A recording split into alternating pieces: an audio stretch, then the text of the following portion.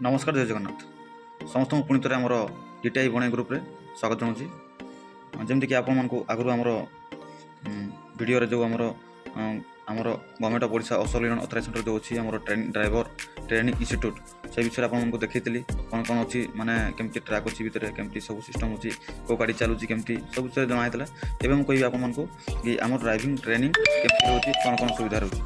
तो प्रथम तो कहि मुझे आपको जितेबाला आपने हेवी लाइसेंस करवाक चाहते आमर जो हेवी मोटर साइकेल तो आप जानते प्रथम आम RTO ऑफिस करूँ सब सब होता किंतु एवं आमको ड्राइविंग ट्रेनिंग इंस्टीट्यूट रे आमको ट्रेनिंग नाक पड़ो। तो ट्रेनिंग समय सीमा धार्य होमर 30 दिन भितर आपको पूरा भाव में शिखाब आमर जमी रोड रे केमती चलवा आम गाड़ी केमती चलवा पूरा प्रोसेस तार अच्छे ट्रेनिंग भितर। तो आप निहती भाव ट्रेनिंग विषय ट्रेनिंग सेंटर जिते आसवे से आपने पूरा भाव में जानीपारे।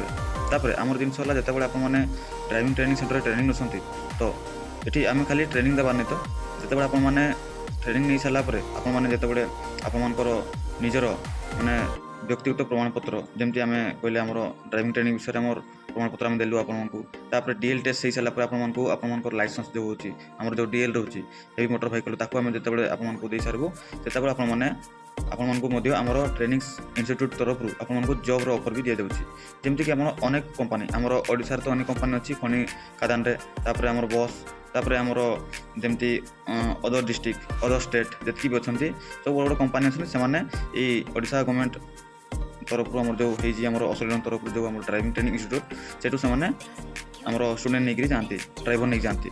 तो आपने 30 दिन ट्रेनिंग सारापर आप तो पूरा प्रिपेयर होते तापर आपको जॉब ऑफर आसो जमीक आप बड़ बड़ कंपनी आपको जॉब ऑफर आसो आपने जॉब भी करेंगे तेणुक भी अचिंता आपको रहा पड़े।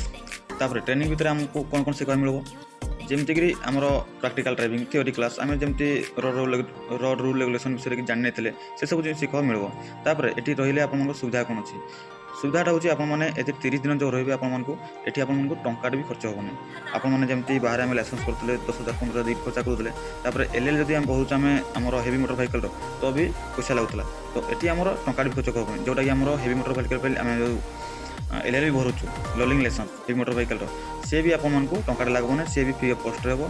तापर आपको खाଇବା ରହିବା बिवाठू नहीं पूरा सब सुविधाटी अच्छी आपको टोटाली टंका खर्च हेनी आपने 30 दिन रे 30 दिन रही सारापर DL टेस्ट देवे DL टेस्ट आप जब पास हो सारे आपको पुणी गवर्नमेंट ऑफ ओडिशा एवं असोसिएशन अथराइज सेंटर आपको 3,000 टंका स्टाइपेंड मिलवार सुविधा अच्छी।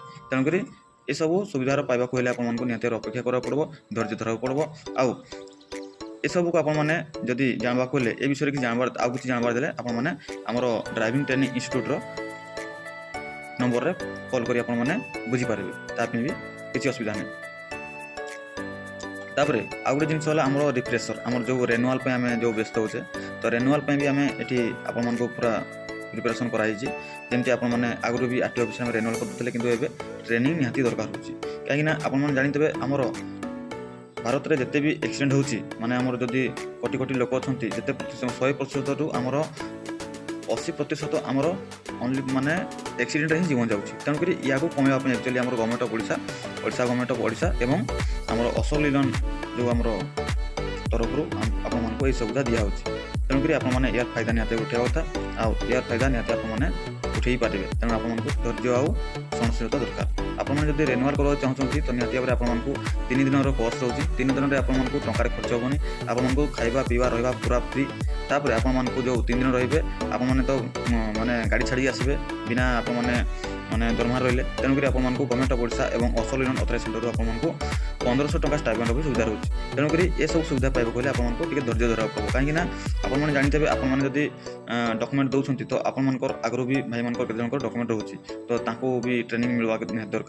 तेणुक आपने डॉक्यूमेंट दे सारापर आपने निहती भाव 15-20 दिन आपने अपेक्षा करेंगे आपंकर भी माने सीरियल आसीज आपने रेनुआल ट्रेनिंग आपने आसीपारे तो व्यस्त होगा किसी दरकार नहीं। तापर आपने जानते रेनुआल आमर हेवी मोटर साइकेल आम फोन करुचे सेंटर को कि सार मान नंबर नौचे तो ये आप जानते ये भी माने किछिटा लोक दलाल हिसाब से कम भी कले आमर बाहर माने मुझे ସବୁ ବୁଝାବୁଝି କରୁଛି ବୋଲିକିରି କହିକି ମାନେ ଆମର ଷ୍ଟୁଡେଣ୍ଟ ମାନଙ୍କଠୁ ଡ୍ରାଇଭର ଭାଇମାନଙ୍କଠୁ ପଇସା ଲୁଟବାର ଚାଲିଛନ୍ତି। ତେଣୁକରି ସେ ଜିନିଷରେ ଆପଣମାନେ ଟୋଟାଲି ଯିବେନି। ଆପଣମାନେ ଡାଇରେକ୍ଟ ଆମର ଅଫିସ୍ ନମ୍ବର କଣ୍ଟାକ୍ଟ କରିବେ। ଅଫିସ୍ ନମ୍ବର ମୁଁ ଆପଣଙ୍କୁ ଦେଇଦେଉଛି, ଆପଣମାନେ ନୋଟ୍ କରନ୍ତୁ। ଆମର ଯାଜପୁରରେ ଯେଉଁ ଅଛି ଆମର ଛତିଆ ଡ୍ରାଇଭିଂ ଇନଷ୍ଟିଚ୍ୟୁଟ୍ର ନମ୍ବର ଲେଖନ୍ତୁ। ସେଇଟା ଆମର ହେଉଛି 7077426571। ଆଉ ଗୋଟେ ନମ୍ବର ଲେଖନ୍ତୁ 9178926763। ଇଏ ହେଉଛି ଆମର ଯାଜପୁର ଛତିଆର ଯେଉଁ ଡ୍ରାଇଭିଂ ଇନଷ୍ଟିଚ୍ୟୁଟ୍ ହେଉଛି ସେଠିକାର ନମ୍ବର। ଆପଣମାନେ ସେଠି କଣ୍ଟାକ୍ଟ କରି ଆପଣମାନେ ଯାଇପାରିବେ। ତାପରେ ଆମର ବଣେଇ, ଆମର ଯେଉଁ ସୁନ୍ଦରଗଡ଼ ଜିଲ୍ଲା ବଣେଇରେ ଅଛି ଯେଉଁ ଆମର ଡ୍ରାଇଭିଂ ଟ୍ରେନିଂ ଇନଷ୍ଟିଚ୍ୟୁଟ୍, ସେଠିକାର ନମ୍ବର ହେଉଛି 8280993083। ଆଉ ଗୋଟେ ନମ୍ବର ଲେଖନ୍ତୁ 8280907503। ଇଏ ଆମର ସୁନ୍ଦରଗଡ଼ ଜିଲ୍ଲା ବଣେଇରେ କଣ୍ଟାକ୍ଟ କରି ଆପଣମାନେ ଯାଇପାରିବେ। ତାପରେ ଆମର ଯେଉଁ ଗଞ୍ଜାମ ଜିଲ୍ଲାରେ ଆମର ବ୍ରହ୍ମପୁର ଅଛି, ସେ ବ୍ରହ୍ମପୁର ଆମର ନମ୍ବର ରଖନ୍ତୁ 8280908784। ଆଉ ଗୋଟେ ନମ୍ବର ଲେଖନ୍ତୁ 8480270308। ଇଏ ହେଲା ଆମର ଗଞ୍ଜାମ ଜିଲ୍ଲା ବ୍ରହ୍ମପୁର ନମ୍ବର। ଆଉ ଗୋଟେ ଆମର କେନ୍ଦୁଝରଗଡ଼ ଯେଉଁ ଆମର ଡ୍ରାଇଭିଂ ଟ୍ରେନିଂ ଇନଷ୍ଟିଚ୍ୟୁଟ୍ ଅଛି, ସେଠିକାର ନମ୍ବର ଲେଖନ୍ତୁ 8280907763।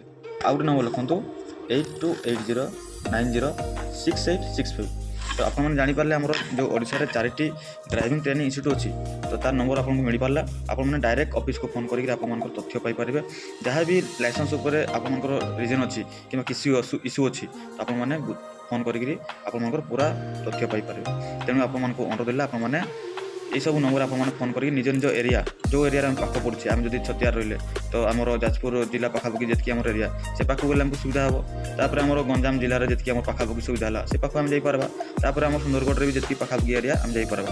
তাপরে আমার কেন্দুঝরগড়ে भी আমার যে পাখাপাখি এরিয়া রয়েছে তাকে আমি পাখাপাখি এরিয়া গেলে আমি সুবিধা হব।